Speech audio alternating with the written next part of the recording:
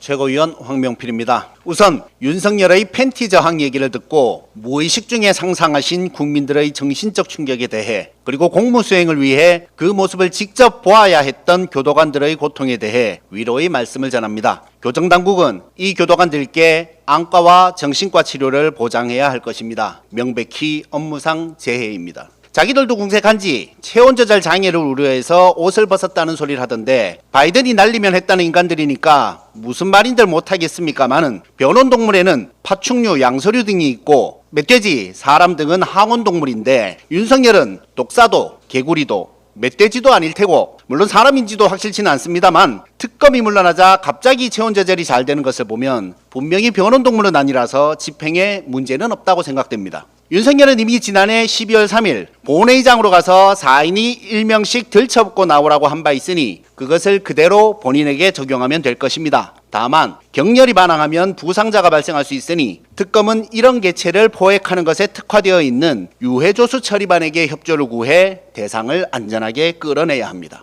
그런데 이 존재는 왜 갑자기 옷을 벗은 것인가? 지난 1월 3일 윤석열이 종종 조언을 구해온 극우 유튜버 고성국은 자신의 유튜버 채널에서 특검이 체포하러 오면 알몸으로 버티라고 한 바 있습니다. 이자는 국민 말은 더럽게도 안 들으면서 김건희와 극우 유튜버 말은 참 잘 듣습니다. 예전에 카우치라는 문제그룹이 있었습니다. 생방송 도중 멤버 중 2명이 옷을 벗어 국민께 충격을 준 이 그룹은 결국 해체되었죠. 자신들의 전직 대통령이 옷을 벗어 국민께 고통을 안겨주었으니 국민의힘도 마땅히 해체되어야 하지 않겠습니까? 그런데도 뻔뻔한 국민의힘은 당대표 경선에서도 여전히 정신을 못 차리고 있습니다. 김문수는 싸우겠다고 합니다. 이재명 정부와 싸우고 민주당과 싸우고 국민의힘 해산에 맞서 싸운답니다. 민중당 출신의 위험이랄까 투지가 좋습니다만 잘못에 대한 반성은 하나도 없습니다. 장동혁은 계엄했다고 내란한 거냐며 따집니다. 탄핵 반대가 계엄 옹호는 아니라고 언제까지 사과할 거냐고 합니다. 윤희숙 혁신위원장이 처음으로 공개 사과하자마자 언제까지 사과만 하는가 하며 혁신위를 비판하더니 무슨 사과를 얼마나 했다고 이런 소리를 하는지 어안이 벙벙합니다. 일본한테 배웠나 싶습니다.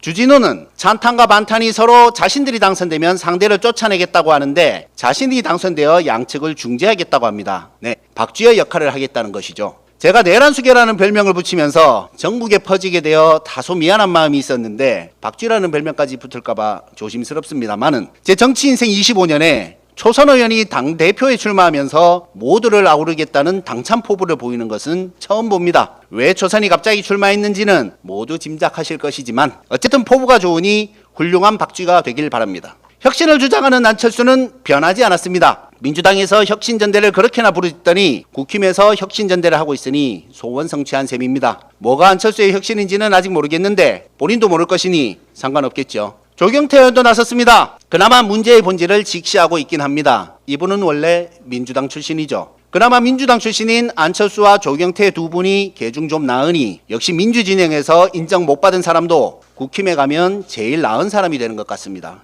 그런데 이런 사람들이 당대표 선거에서 이길 가능성은 낮아 보입니다. 왜 그런지 귀엽고 문학적이고 부드러운 제가 친절히 설명드리겠습니다. 옆에서 웃으시니까 방송사고가 네, 가끔씩 방송사고가 있어야 좋죠. 네. 지난주 뉴시스가 에이스 리서치에 의뢰한 여론조사에 따르면 친윤 반탄 후보 3명의 지지율을 합하면 약 64%가 됩니다. 그리고 작년 말 MBC가 코리아 리서치에 의뢰한 여론조사에 따르면 죄송합니다. 여기 작년 말부터 하겠습니다. 양쪽에서